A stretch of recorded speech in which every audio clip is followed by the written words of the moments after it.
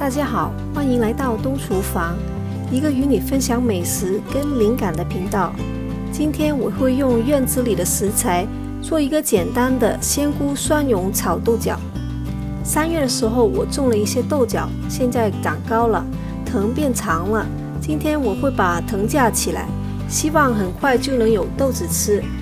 我会把详细的配方放到视频的最后，别忘了点赞跟订阅哦。我自己种蒜已经好几年了，自己种的蒜更香更嫩，能够在室温保存几个月的时间。接下来我跟大家分享我院子里的蒜跟豆角，然后用这些食材来做一个简单的鲜菇蒜蓉炒豆角。